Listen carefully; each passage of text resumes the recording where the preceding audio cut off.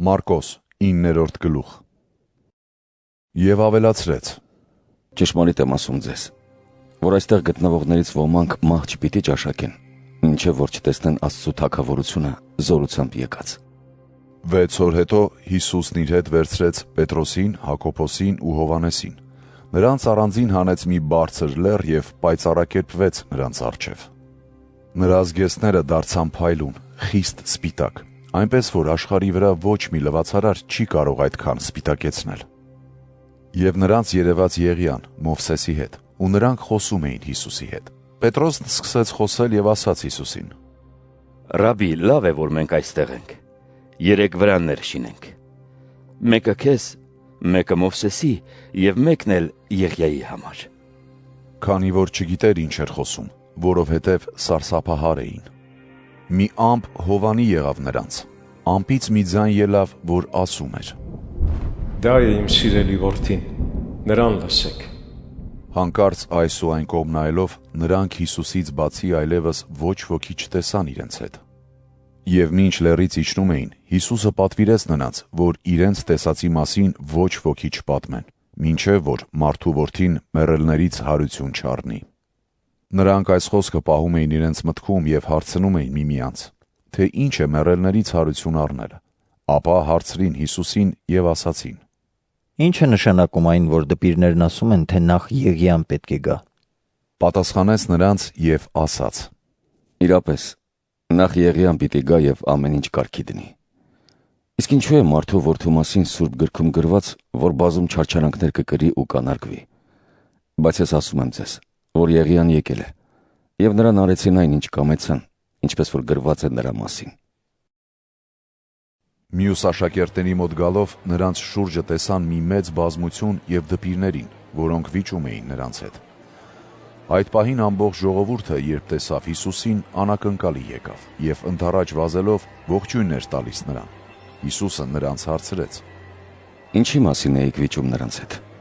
Բազմության միջից մեկը պատասխանեց և ասաց. Վարդապետ, քեզ մոտ բերեցի որդուս, որին մի համր ոգի է բռնել, և որտեղ պատահի նրան գետնին է զարկում։ Որդիս փրփրում է,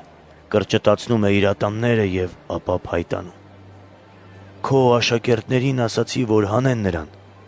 բայց չկարողացան։ Հիսուսը պատասխանեց նրանց և ասաց. Ով անհավատ սերունդ, ինչև երբ պիտի լինեմ ձեզ հետ, ինչև երբ պիտի հանդուրժեմ ձեզ։ Նրան ինձ մոտ բերեք։ Եվ նրան Հիսուսի մոտ բերեցին։ Երբ ոգին նրան տեսավ, իսկույն ցնցեց տղային։ Վերջինս էլ գետնին ընկնելով սկսեց թավալվել և փրփրել։ Հիսուսը հարցրեց նրա հորը և ասաց. Ինչքան ժամանակ է անցել այն օրից, ինչ այս բանը նրան պատահել է։ Մանկությունից, ասաց հայրը։ ոգին շատ անգամ նրան կրակի ու ջրի մեջ է նետում, որ կորստյան մատնի։ Արդ եթե կարող ես ինչ-որ բան անել, Տեր, գթա և օգնիր մեզ։ Հիսուսը նրան ասաց. Ասացիր, եթե կարող ես։ Ամեն ինչ հնարավոր է նրա համար, ով հավատում է։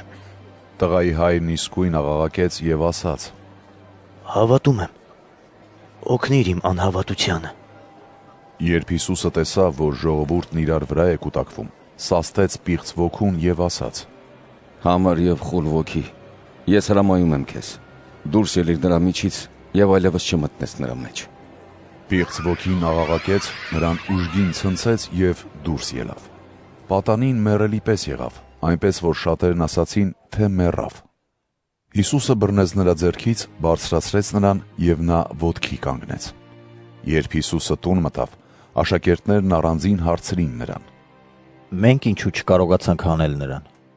Հիսուսը նրանց պատասխանեց. Այդ տեսակ ոգին այլ կերպ դուրս չի ելնում, եթե ոչ ծոմապահությամբ ու աղոթքով։ Նրանք այնտեղից մեկնեցին և անցնում էին Գալիլեայի միջով։ Հիսուսը չէր ուզում, որ որևէ մեկն իմանա, քանի որ իր աշակերտներին ուսուցանում էր և ասում նրանց.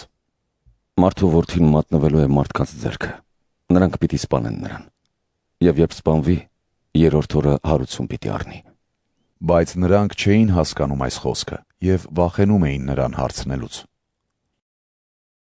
Հիսուսը եկավ Կափառնաում և երբ տուն մտավ, աշակերտներին հարցրեց. Ճանապարհին իրար հետ ինչի մասին էիք վիճում։ Նրանք լուր մնացին, որովհետև ճանապարհին իրար հետ վիճում էին, թե ով է մեծը։ Երբ նստեց, կանչեց 12-ին եւ նրանց ասաց. Եթե մեկն ուզում է առաջինը լինել, թող լինի բոլորի վերջինը եւ բոլորի սպասավորը։ Ապա մի մանուկ վերցնելով կանգնեցրեց նրանց մեջ եւ նրան իր գիրկն առնելով ասաց նրանց. Ով այսպիսի մանուկներից մեկին ընդունում է իմ անունով, ինձ է ընդունում։ Եվ ով ինձ է ընդունում, ոչ թե ինձ է ընդունում, այլ նրան, ով ինձ ուղարկեց։ Հովհաննեսը խոսքն ուղեց Հիսուսին եւ ասաց. Վարդապետ,